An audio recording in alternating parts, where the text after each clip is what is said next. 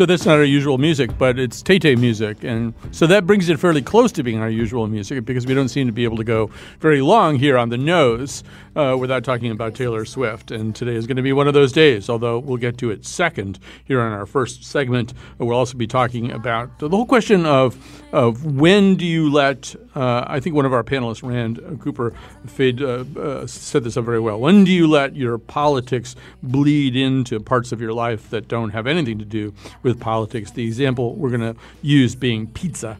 And you probably know a little bit about that controversy. If you don't, we'll explain it to you in our second segment. We've all been to see the movie Blinded by the Light, in which the music of Bruce Springsteen inspires a young Pakistani boy who is living in outside London during Margaret Thatcher's reign in England. So all of that is to come. Who's here for the nose? It's Jim Chapdelaine, an Emmy Award-winning musician, producer, composer, recording engineer, and patient advocate for people with rare cancers. Rand Richards Cooper is a contributing editor at Commonweal and writes the In Our Midst column for Hartford Magazine. Carolyn Payne is an actress, comedian, and dancer, and the founder, director, and choreographer of Kinetic Dance. Many other things besides. Everybody is many other things besides, though, really, when you get right down to it. Before we do a single thing, we should thank Jim's wife, Janine, who let him be on the show today, even though it's their anniversary, and he really should have committed all 24 hours of this day to celebrating his great, great good fortune in wedlock. So thanks to her. Wow, thank you. Yeah. And thanks to you, because I think you maybe got us a better table tonight. Right, absolutely. Just now. Absolutely. Wherever you're going, I want them to treat you like royalty. All right, so we're going to begin with this notion. So most people know that Pepe's, or it's actually Frank Pepe's Pizzeria Napolitania or something like that. That's the real name of it. And it's now not just one place. There's a bunch of them, but the iconic place is there on Worcester Square, which is the cradle of pizza, at least if you're a New Haven pizza snob. And everybody loves it. Most recently, Ron Howard had pizza there because Henry Winkler told him to go there. It is Lyle Lovett's favorite place to have pizza, too. And everything was good in the world of pizza, except until it was revealed that one of the owners of Pepe's, and I think all of the Frank Pepe grandchildren are sort of owners of it, but the most outward-facing, the public face of Pepe's Pizza, Gary Bamonte, is an enthusiastic supporter of Donald Trump. There's a picture of him with a deplorables for Trump sign. You know what happens. It gets on social media. There's people talking about boycotts and stuff like that. So Rand, you were the one who set this up, I think, very, very nicely. It is sort of a question of, there's our politics, and we try to live out our politics in a lot of our daily life. But how far into our daily life does politics need to seep? Imagine that, well, you are a restaurant critic after all. You probably do have strong feelings one way or another about Pepe's Pizza. So what would this do? Well, I love Pepe's Pizza. I think it's some of the best pizza around. I love the whole tradition and story of Pepe's. I was not unhappy when they sort of semi-franchised, because now we can get it here. I don't have to go to New Haven. And so one dimension of this question is simply the selfish one. What if you really, really like the pizza?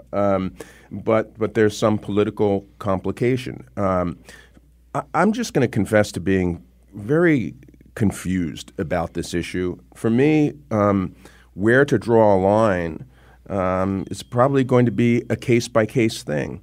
I don't just want to get lost in the particulars of this, but I will say that what the guy did, he's one of the owners, and I think he posted an enthusiastic endorsement on social media in which he was referring to the fact that some construction materials that he was using, a project he was involved in, were made in America, and that this was a great Trump thing. The things are being made in America again. That was it. So if you're going to start boycotting businesses simply because the people who own them like Trump, you're going to have a lot of businesses to boycott. And I guess I would have three questions about that, none of which I've really been able to answer. One, what is the goal? It's always good to ask people, what are you trying to accomplish? What is your actual goal if you stop going to Pepe's? Do you think you're going to change his mind? Are you actually trying or hoping to drive him out of business? Question two, what happens when that same power is turned against causes and beliefs that you espouse and that you value and that you cherish? And 3, finally, is it a good thing for us, not even individually, but as a society, that we seem to some extent to be relinquishing the willingness or even the ability to cordon off some areas of life and say, you know what, these are going to be non-political preserves? Is that a good thing or is it a bad thing? And I'm so undecided, really on all these questions that I'm just kind of throwing them out there. All right. Well, let's throw him over to Jim because Jim has been searching his. I mean, we should say also that your mouth is a less reasonable place than, say, your feet. You can tell your feet, okay, we're not getting New Balance sneakers anymore. I don't have to explain to you, my feet, why this is not going to happen or why it is going to happen. You just wear whatever I tell you to wear. And your feet are not going to put up that big of a fuss. Your mouth is much less rational. So if your mouth really likes getting Pepe's pizza put inside it, it's going to be much more unhappy, I think. But maybe I'm the only one who partitions my body this way. All right, Jim, take it away. That might be a proximity effect, too. Yeah. So from here, it's easy to say, oh, yeah, I'm not going to have that. But if there was Pepe's Pizza right on this table, your resolve might break down a bit. True. So personally, I'm not going to boycott Pepe's, but I do get the understanding. So I can't answer your early questions about is it going to put somebody out of business? Right. Is it going to I don't know. I think the goal of people when they do that is just to feel a little bit better, like they're doing a little thing. Charles Koch died today, and he spent his whole life this is my opinion, wrecking stuff that I value. So he had an enormous power of the purse, right? So the only way that normal people can have that effect is in aggregate. So I guess if there's a real concerted effort to do something, but I don't see where the offense of just being a Trump supporter warrants somebody being boycotted. That's absurd. Although you did tell your local pizza so I did. I visited. You would prefer not to know that. I visited my favorite pizza place this morning, and I instituted a don't ask, don't tell policy at Barb's Pizza. I said, I really don't know what your politics are, but I don't want to know because I like your pizza. And he just looked at me and he kind of walked away, but the understanding was there. And I also think under normal circumstances, this would be, I'm sort of contradicting myself, under normal circumstances, and I even said this in one of the emails, we might say, Pepe might say to us when we go to get our pizza, hey, did you see the sign? Mission accomplished. And we might say, Pepe, that's just a sign on a boat, and it doesn't really mean anything, but you get my white pie, and I'll see you next week. And you could have this sort of jocular, I'm on the other side of the fence sort of relationship. Right now, we're in sort of a DEFCON 5 existential crisis. So I could see why people are willing to do things that they weren't before in the face of the news feed. All right, Carolyn? All right. Well, I guess I have to admit I've never had Pepe's Pizza. Not important. Not important. And this wouldn't stop me from trying it. I've been meaning to try it for like a decade. But I think that it's kind of like what Jim said. I feel like many people are so frustrated and they just feel helpless, and they are trying to find ways that they can like make a statement and do something. And even if that means, boycotting like Pepe's or CVS or Equinox gyms or whatever is coming out that is supporting Trump, they're going to take that opportunity. And with social media, they can, harp on about it and let all their followers know that they're doing this.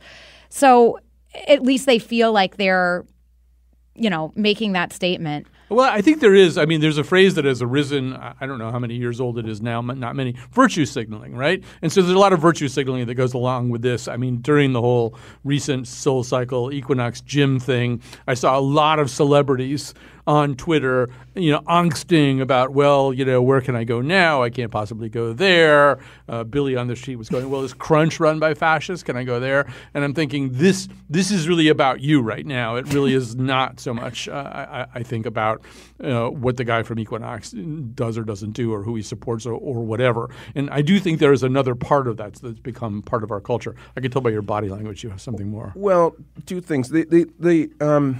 Remember that about a year ago, was it Sarah Huckabee Sanders? A couple of Trump appointees and Trump administration members were dining and in a D.C. restaurant, and some protesters came in and basically broke up their meal. Yep. And that very much represents, I think, what we're talking about here, the intrusion of the political into domains that we identify as, private life. All right, although that one may have been. There have been a couple where people have been kind of harassed a little bit, but I think you might be talking about the little red hen situation, right. whereas actually the owner just said, I would prefer not to serve you. It was Sanders and a big party of Trump people. The one I'm recalling actually involves some people coming in from the outside that might be a different one, and disrupting their meal. And I think you're going to find a really interestingly sort of polarizing response to doing that. And some people are going to think, you know what, we've arrived at a moment where A, that's necessary, and B, thankfully, more people are able and willing to do it than were before.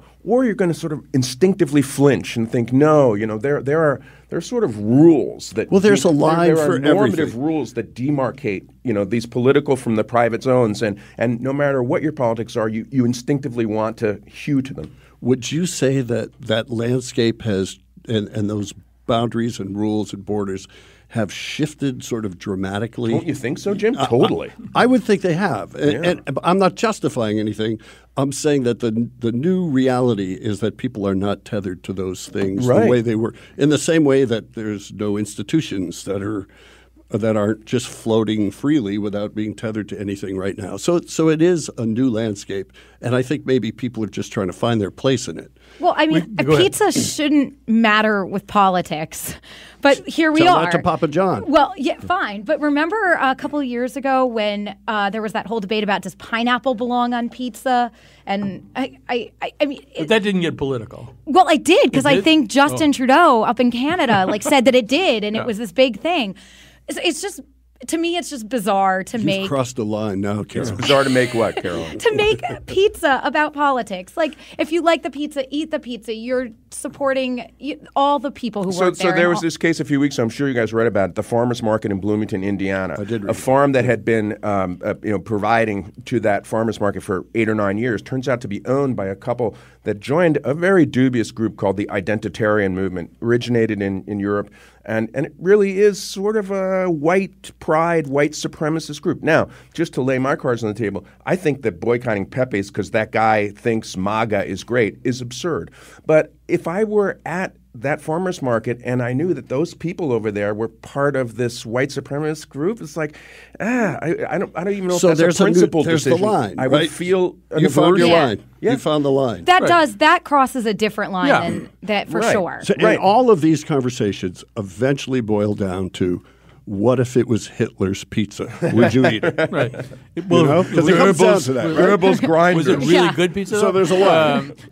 Just a couple of things about this. First of all, I'm sort of with the people here who are I think most of us agree. I even think that there's almost something potentially a little bit good about people who don't agree politically eating together, sharing some of their space together. I mean, here's this guy. And by the way, I think there might be like 7 or 9 people who own Pepe's. So there's one guy, but he did hold up the big deplorables. His relatives are pissed today. Right, I'm sure they are. But I think it's actually Ron Howard, who's a big Democratic donor, was sent there by Henry Winkler, who's a big Democratic donor. I found a video of Gary Bemonte, the guy who's causing all the trouble right now, intentionally or otherwise, describing a surreptitious visit by Robin Williams coming through the back door. Robin Williams, a big Democratic donor. So maybe it's good if everybody sort of can at least agree about a few things that they like. We all like the same pizza. We don't agree about a lot of other stuff. And the other thing that I would say is these things are, for the most part, not that effective. Chick-fil-A has grown during the time of this incredibly fervent boycott and well-organized boycott of them. Chick-fil-A has become the 3rd largest fast food restaurant in America and the most profitable per location fast food restaurant in America. So anybody who thinks that you're going to bring some enterprise to its knees, less likely. And so the other thing that I would like to endorse is kind of the more positive boycott. Like I would go and buy something at Dick's now because they did the right thing, right? Mm-hmm. And I do try to eat at the El Paso restaurant in Plainville because the father and owner got deported by ICE, and I feel bad for the rest of the family, and I feel like it's good to keep a small family-owned business growing. And you can make a difference. If 30 of us go there, they're going to have a much better week. I don't think we make any difference to Chick-fil-A. Go have your Chick-fil-A. Hobby Lobby. Right. And also Mayor Pete told us we could. He said, I don't approve of their politics, but I do approve of their chicken. And he's gay. Yeah, Alex, my roommate, loves Chick-fil-A. He hoards Chick-fil-A sauce in our fridge. Maybe we're not supposed to say that on the air. Yeah. I outed him. I don't understand. Politics aside, I was stuck at an airport once and had Chick-fil-A, and it was terrible. It was a salty old. Too, right? Yeah, I finally went, and I just didn't get it at all. I don't get. Yeah, I'm not. I mean, I'm not really like a fast food. Yeah. All right. I was a little relieved, actually. We have to transition from there to musical fast food. No, that's not fair. That's not fair. That is, yeah. Well, dropping super hot fire. I don't know. To make your line about pizza wet. No, that was only for you guys. Okay. That was like a little joke. But it was witty. Exclusively for nose panelists. All right. So, let's hear a little bit more. So, we should say the album dropped today. It's called Lover. 2 singles from this album by Taylor Swift have already dropped, and I think we did show segments on both of them. God help us. What is wrong with us? But let's hear a little bit of the song Lover. We could leave the Christmas lights up till January. This is our place. We make the rules. And there's a dazzling haze, a mysterious way about you, dear. Have I known you 20 seconds or 20 years? Can I go where you go? Can we always be? And I should say that I've listened to the entire album now and have thoughts about it. I would also like to say that if you leave the Christmas lights up till January, you are not born to be wild. If you leave them up till like March or something, now you're out on the edge a little bit. But January is nothing. All right, so the person I want to talk to the most right now is Carolyn, because like so many other things that we do on the nose, she has objected in the past to heavy exposure to Taylor Swift. Although I like this new aperçu that you shared with us in the email, so I hope you're going to share it with us again. Share it with the regular folks out there. What? which one was that? You don't even remember your aperçus. Well, to repeat yourself to you said that you really have not enjoyed this music very much, but you decided that you and Taylor Swift would probably hit it off and be friends if you just met under right. Yeah, like so at Pepe's Pizza, you were sitting next to each other. I would go to Pepe's with Taylor Swift. I've never been a big fan of her music. It doesn't speak to me.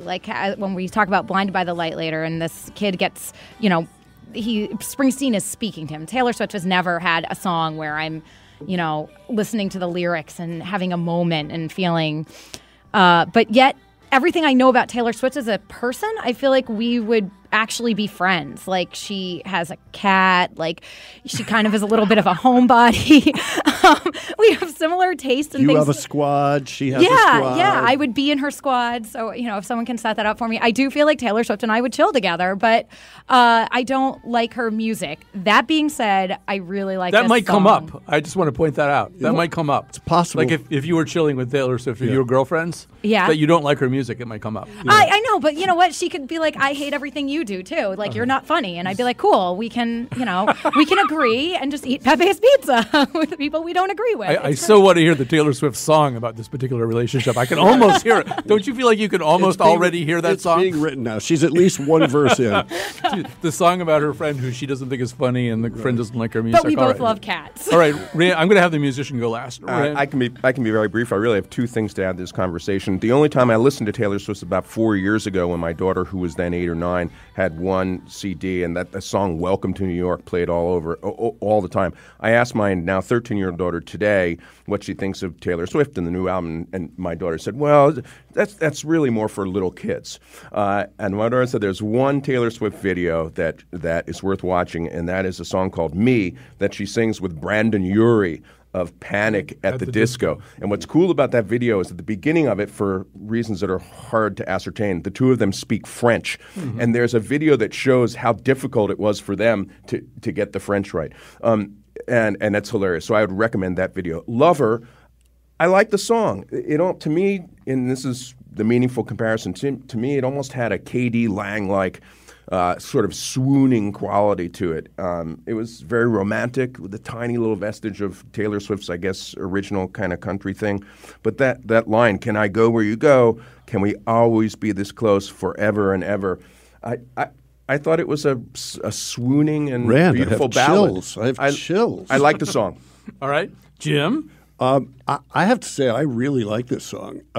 I have a Taylor Swift translator in my family. My daughter Annie is 20, so she's kind of taken the ride. So I've kind of gotten information about when Taylor Swift is cool and when she's not cool. And I have a decoder kit built in. So yesterday, out of the blue, my daughter said, "You got to hear this song." And I listened to it, and I probably heard it like 10 times now. And if all music is derivative, and it is, I like what she's deriving this from. So I hear the opening chords are "The Weight" from the band, and then the first line is a Neil Young song, and the sound of it is very Velvet Underground. So to me, this is like a real retro-sounding song. She's got tons of reverb, and reverb isn't really cool now. The drums are really garagey sounding, and that's that's always sort of cool, but it's a risk in today's austere production thing. If you listen to the other songs in this record, you'll hear that tight synth pop that usually populates top 40 radio. Right. Although, I mean, what's interesting about Taylor Swift is, so she had that first album that had the Tim McGraw song and some stuff on it, which really did sound like a country album. It absolutely was a country album. And I want to know, does this song have pedal steel or is it treated voices to sound like a pedal steel? But in this one, she has the Dixie Chicks sing on one cut, and there's a way in which I hear her yearning back to the second album, Fearless. She had already moved into that pop sound, and she had "You Belong With Me," which is really just a superlative pop song. Now, everybody's introducing younger generation people, so let me do that here. So in my house, my significant other rides around a lot with her 8-year-old granddaughter. And alarmingly, Kate, her granddaughter, knows the words to all pop songs, and even pop songs that existed when Kate was 1. Because that's a superpower. Yeah, they sing "You Belong With Me," which is a really old Taylor Swift song. Together, they both know all the words. Now, Kate, who is 8 but like very interested in pop music radio, she's not that interested in Taylor Swift right now. She's interested in Billie Eilish, and which disturbs me because that means that Kate is singing "I'm a bad girl, might seduce your dad, girl," which I don't think is good for an 8-year-old to be singing. But I feel like this is a summer where, Megan Thee Stallion, Billie Eilish, Lizzo, these are the people who really kind of dictated this summer and among female musical artists. And somehow or other, Taylor Swift is so good at dominating the conversation that we're having another conversation about her. Yeah, why? I have a website, Yay Tay. I mean, it just astonishes me that she's so good at this. But I do hear on this album, sort of, as you're saying, Jim, a kind of an attempt to put together a lot of different sounds and to hark back to her own old sound. The first cut on the album, which I think is called "I've Forgotten You Existed," "I Forgot You Exist," something like that, sounds a little bit like it could have been on the Fearless album. I think maybe she's trying to sound more like she used to sound before she became. This just has like that. Slick. This song has like a late 60s, early 70s, maybe That's even what a I Laurel liked about Canyon it. kind of vibe to it that I haven't heard her access that. And it might be her producer, Jack, is it Aronoff? Wasn't he in Fun, I think? He's produced a billion pop records. It's a cool record. It's a cool song. All right. But it was a hot girl summer. It wasn't a Taylor Swift summer. It was a hot girl summer. And Taylor Swift, by the way, turns 30 in December. So we have to assume that that'll be like some other kind of watershed moment. Anybody else have anything they need to say about this song? Just to prepare for this, I found a website that listed her top 40 songs, and I went through and listened to a bunch of them. 'Cause I actually, although she's always part of the ambient background, I've never really paid much attention to her music. And if you go through and sample over essentially 15 years of her career almost? I mean, almost. There are a lot of different songs. Yep. The obvious comparison for a female popular singer who's able to command the story decade after decade is Madonna. But to my ear, no matter what Madonna is doing, it's always clear by the sound that it's her. Taylor Swift seems more chameleon-like to me. Well, as if she's just behind the curve all the time. She's able to ride the top of the wave without having to create the wave. Mm-hmm. Right. And the question is she a brilliant chameleon or is she hopelessly imitative? Is she in fact behind the curve and trying constantly to capitalize on whatever she thinks is cool? But she's just enough behind it. She's not so far back that she can't dominate the charts, I guess. Well, I actually kind of like this album. I listened to most of it. I like 4 or 5 songs on it. I can't stand to listen to the singles anymore. I'm tired of Me, and I'm tired of You Gotta Calm Down. I've heard it enough times. I am calm, except I'm not about this. So I'm also making a very important announcement here before we go to the break, which I made on Facebook earlier today, which is we only have one band on this show that I'm aware of, which is that astronauts are not allowed to be on this show as guests anymore. But I'm thinking of banning Taylor Swift. There's 2 astronauts. I have 2 astronaut problems. If the band Fat Astronaut wanted to be on. I get the astronaut thing because I listen to those. and Jonathan McPants is very upset about this particular ban. It is an offense to every atom of his being that we've banned astronauts. But I think I might try to ban Taylor Swift as a topic. We'll see how that goes. My feeling is she'll worm her way in somehow. She'll slip through the chicken wire. No, you know what? I can help support you in this. Every time You're going to be my sponsor? Yes. And when you're like, let's talk about Taylor Swift, I'm going to be like, no, I'll get out like a squirt bottle and spray you. All right. Well, that sounds like a lot of fun. All right. So we're going to take a little break and then we're going to come back and Jonathan McNichol is going to spray us all with a spray bottle.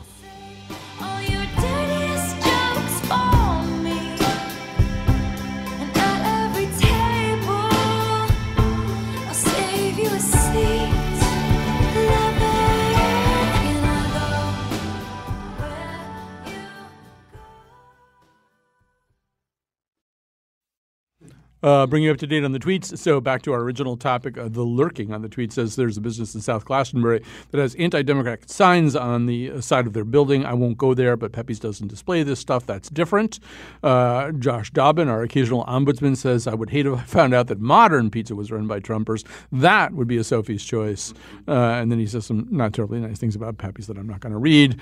And then some other people complaining about waiting at Pepe's and John DeStefano jumping the line. And then lastly, I have to find it. There's like a lot of producers on there talking about Mazzy Star while you guys are talking. But anyway. Kate, you know what? That's a good reference. It is a good reference. Yeah. So Kate R. on the tweets says, Tay sounds like Sheryl Crow circa Tuesday Night Music Club. This is a high compliment.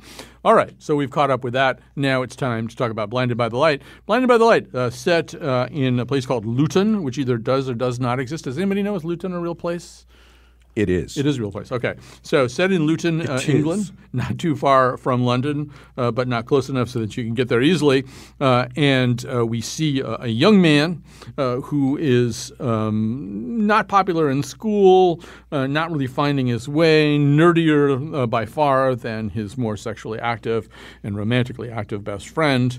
And he's got nothing to cling to. And then he meets another friend who's sick, who tells him about a musician who could change everything. Let's hear that clip. So, tell me about the boss. Bruce is the direct line to all that's true in this world. Seriously? Huh? What does he know about our world?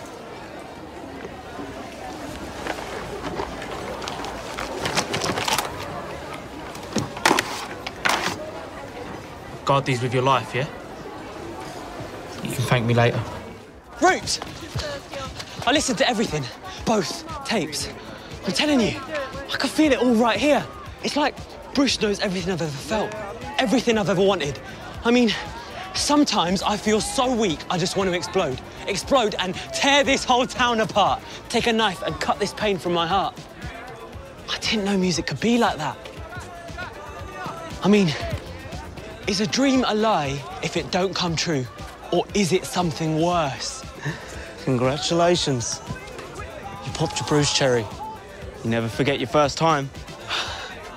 All right, Blinded by the Light. We've all been to see it. I'm going to have Carolyn go first because Carolyn, for some reason that I don't entirely understand, waits till the last minute to see the movie and then has to cross state lines to see the movie. This is not the first time that this has happened, where she has gone to a different state on Thursday to see the movie before Friday. She's boycotting. And the same person who I was with at the movie was involved in this. Yeah, well, okay, but there was a reasoning behind all of this that led me to see this movie in Providence last night.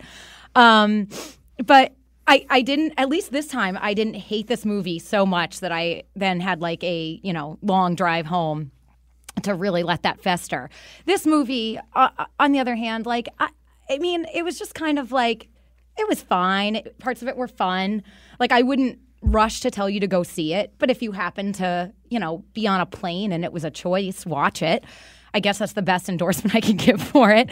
I will say, I loved I feel like 80s nostalgia is really having a moment right now in pop culture, like with like Stranger Things and all this other stuff. And I loved, my favorite scene, I think, was kind of this like very 80s teen flick part where they bust into the school radio station, rip off a Tiffany record to put on Bruce Springsteen, and then proceed to have this like epic dance number all through the school and the field. And they're robbing choreography from Breakfast Club and everything. And I liked that moment. That moment got me. I was like, all right, this is fun. It was an 80s moment, but I would argue that 70s music nostalgia is having an incredible moment in movies right now. This is the second movie in which a South Asian young man living in the United Kingdom is swept away by the music of partly the 70s anyway. In one case, the movie yesterday, it's the Beatles. Here it's Bruce, but especially quite a bit of early Bruce. But Bruce bleeding into the 80s as well. We've seen Rocket Man, the Elton John biopic. We've seen a movie about Freddie Mercury and Queen. There's a way in which all of that stuff and all of it kind of exploring the way culture from the U.S. and the U.K. interact with one another seems to be a very big topic right now. So Rand, you're a little ambivalent too, but maybe a step up from where Carolyn is, as I said. One thing that this film offers, and it was good that you brought up yesterday. By the way, this film, Blinded by the Light, has sort of semi-bombed at the box office, and the supposition is that it's too much like yesterday, for all the reasons Colin just mentioned in his précis of these two films. But one thing that both films do, and it's going to be gratifying to fans of the Beatles and of Bruce Springsteen, is they essentially exist to offer like proofs of the greatness of the music of respectively the Beatles and Springsteen. And in the case of yesterday, the proof is a sort of counterfactual. And the Beatles' music turns out to be so great that the situation in that film is this guy who's a sort of failed singer. Through a kind of cosmic ontological hiccup, when all the power goes off for 12 seconds in the world, when he wakes up, he's the only person who knows that the Beatles ever existed. So he then, except for two other people, that's the complication. So then he decides to use their music to revive his career. Spoilers, but it's not the film that we're talking about. So, and it turns out that the Beatles' music, of course, is so great that even a kind of only semi-talented second-generation immigrant to London with no charisma becomes a global star in the Beatles' music. The proof in Blinded by the Light is not counterfactual; it's biographical, and the idea is to show the ways in which Bruce's music, both musically but especially lyrically, tells a story that is not only very moving but useful. Transferable from the American context to the London immigrant context, and useful. And again, if you're really a Bruce person, you're going to say, you might say, well, I knew that already, but you're still going to love seeing that proof be demonstrated in front of you. Jim, you have the floor. I wonder how much the circumstances we see these movies in affects the way that we feel about them. So we rushed in the lightning and the rain to get to the theater, arrived a little bit late, and the 6:30 showing, the blue hair special leg, I'm sorry, I took my senior discount. And when I got in, I noticed there's maybe 12 to 15 people at the most, some of whom were wearing Bruce Springsteen shirts. And as it turns out, at the end of the film, I knew a bunch of these people, so I took an informal poll. And it was like, did you like? Yes. Well, everyone seemed to like it. But then I asked, How many did you cry during the movie? Yes, yes, yes, yes, yes. My wife, way yes. Mm-hmm. And even me. I cried too. Salty Irish, yes. So that said to me that if you can get past some of the conventions of this, that this is a really nice movie about nice things. And I have a very long arc of discovering Bruce Springsteen. I was sort of Springsteen resistant at first, and then I kind of came to really respect him, and then I started listening to his music.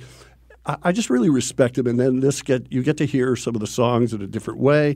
I like things that I would normally hate, like when it suddenly turns into a musical. It's like, yeah, that's cool.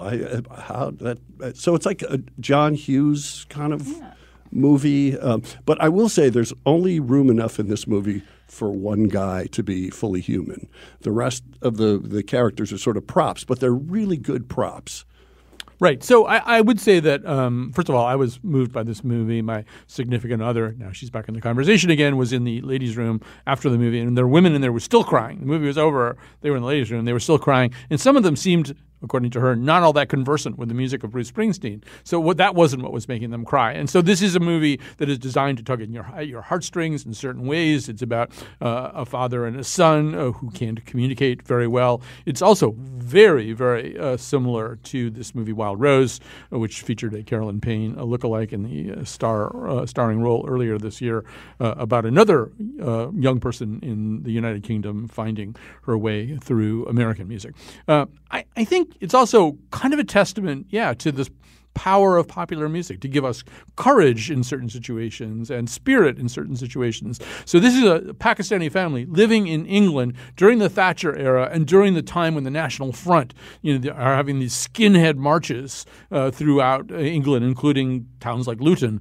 And so it's kind of a scary time. It's a time where this boy who we see, he gets his face spat in, he walks through his own neighborhood, and there are Pakis go home, graffiti scrawled.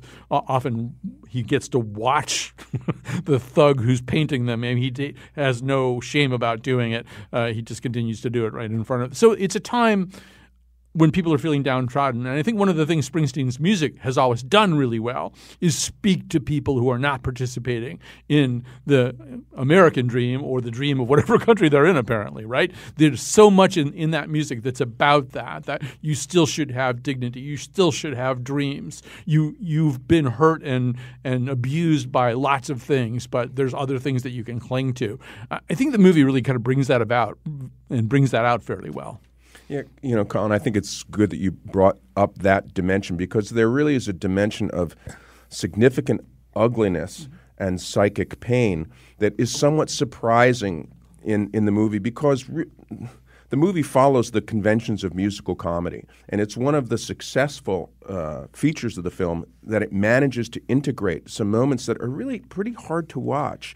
When the kids, when one of the Pakistani families is proud at having integrated a neighborhood, and they're treated horribly by everyone, including little kids who pee through their mail slot into their front hall, and so there are really moments where you wince with a sense of vicarious misery in the film, and it's kind of surprising that those moments coexist with a bunch of really gossamer-like fluff. And I found myself, this is not a movie where really anything surprising happens. I think about the movies that you like. There are literally nothing. There are movies where when you're partway through, you realize I don't know what's going to be done next. Things have already happened that have taken me to 3 or 4 stations of unexpected encounters with stuff that either visually, narratively. This is the opposite. I mean, this is one of those movies where you know exactly what's going to happen step by step. And if you like this movie, it's because you make a decision that you're going to enjoy. You know what's going to be done to you and for you, and you're going to let it be done, and you're going to enjoy it. Yeah, you have to get over the convention that it starts out looking like an MTV video, and it's lit like an MTV video. So there's some sort of budget thing happening here, and you have to get over that. But if you can open yourself to this convention, then I found it very satisfying.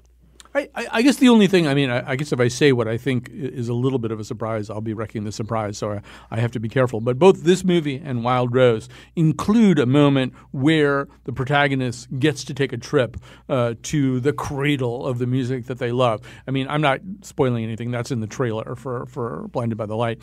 But what's interesting in both cases is that isn't really what seals the deal.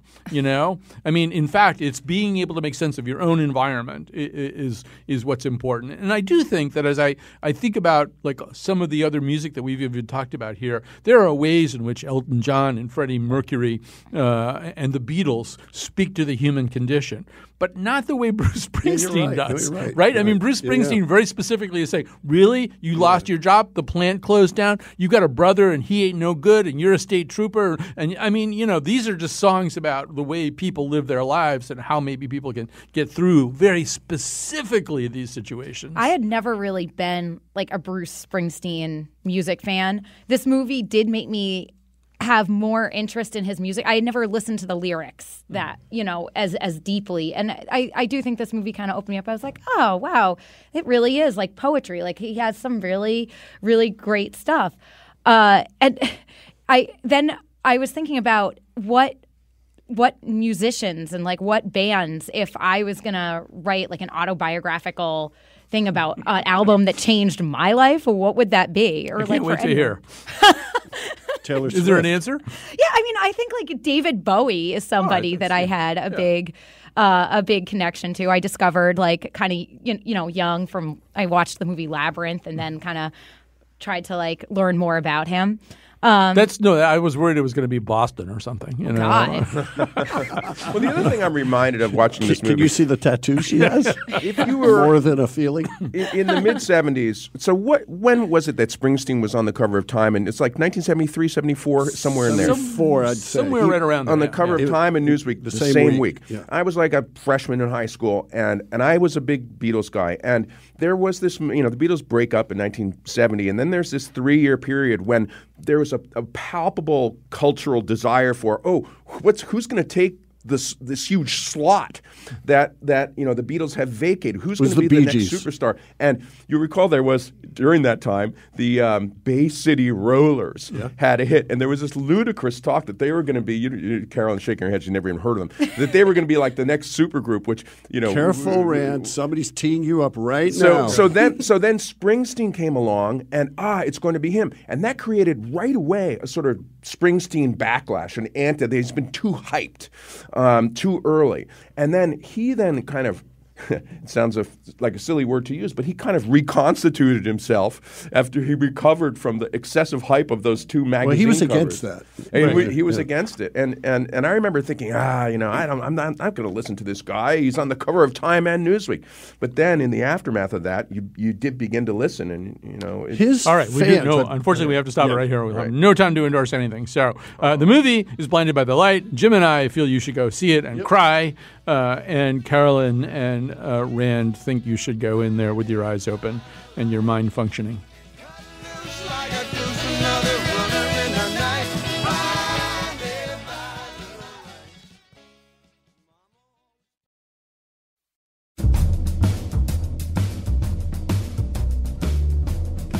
Really? Movies about Freddie Mercury, Elton John, the Beatles, and Bruce Springsteen? Where's the movie about a kid living a middle-class life in the 70s whose heart and spirit were awakened by the Captain and Tennille? Look in my heart and let love keep us together. All right.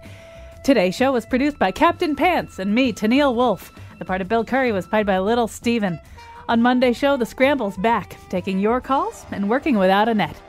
And now, back to Colin. All right. So we have a little less time than usual for endorsements, so you don't have to be totally brusque about it, but be brisk. All right, Jim, go first. All right. I'm going to endorse on the provisional agreement that they stick to Don't Ask, Don't Tell, Barb's Pizza in West Hartford, because I really like it. And I saw the movie Once Upon a Time in Hollywood, and it's quite different from the movie we're talking about, but I really liked it. So go see that. All right. Carolyn? All right. 2 things on Netflix that I've been watching. Dairy Girls, which is quite good. And That's then Derry, we should say. Right. It has nothing to do with cows. No. And then because I always love just totally mindless Drek, watch My Hotter Half on Netflix. What would that be? It's a show where a couple it is so worthless, but it is so wonderful. It's like a couple and they show people, they take a selfie and they show people their selfies and then they say, which one is hotter, and the one who was voted less hotter has to do a makeover and then they try it again. And it is so ridiculous. It comes out of it's this British show. I feel like this is half warning, half endorsement. No, I don't know. Well, it's fun. Many of Carolyn's endorsements. Yeah. Take that shape a little bit. All right. So what's it called? My Hotter Half. Right. Just if you're looking for something I will not be watching My Hotter Half. You're going to put it on just to see. All right. Rand Cooper, what have you got for us? I'm a dinner and a movie guy. So the movie, go to Real Artways and see I'm Still Here, which is a documentary about Mike Wallace, and it shows how his career both reflected. I think it's called Mike Wallace is Here. Mike Wallace is here. Yeah. Yes, right. Mike Not Wallace I'm is still. Mike still here. Wallace is here. Thank you. And it shows how his career both reflected and ushered in, for better or for worse, this new style of aggressive journalism based on the kind of interviews that he did.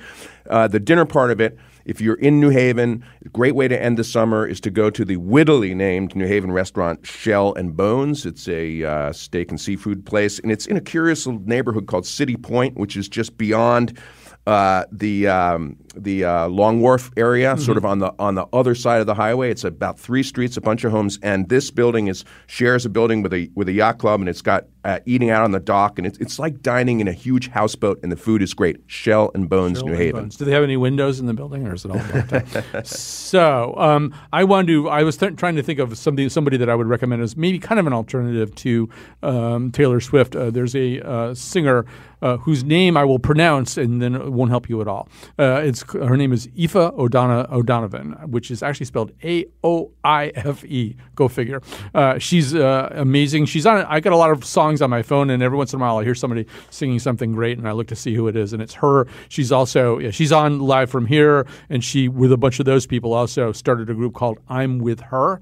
I love that. That's her and Sarah Watkins and Sarah great. Giras, and they're terrific too. So if you want to hear something maybe a little bit more rootsy and less highly produced than Tay-Tay, you might go there. Second season of Mindhunter, unbelievable. I was a little wishy-washy about the first season. Second season of Mindhunter, it just gets into so many different amazingly complicated areas of life. It's not just about profiling serial killers. It's about a lot more. And it's really kind of David Fincher doing stuff that makes me even more fascinated by the director David Fincher. I should say that Charles Manson appears as a character in Mindhunter, as he does in what the movie Jim saw recently, Once Upon a Time in Hollywood. On Thursday, we will be doing a show about Charles Manson. We feel like he's so much in the popular culture. Is this like a comeback for him? Well, I hope not. We hope not. We hope there's no Charles Manson comeback. In some ways, he never went away, as we will explain to you on Thursday. I'll just do one last thing. It's on. If you like true crime stuff, this is on HBO. It's called Who Killed Garrett Phillips. It's yet another. Prosecutorial overreach and prosecutorial misconduct are now kind of an entertainment cottage industry. We do it. Our criminal justice system is so screwed up that there's just all these products out there for you to watch and get really outraged by. This is yet another one of them where there's Brady violations up the kazootie, and I just sat there. I don't know. I'm just transfixed by these kinds of shows. Who Killed Garrett Phillips on HBO.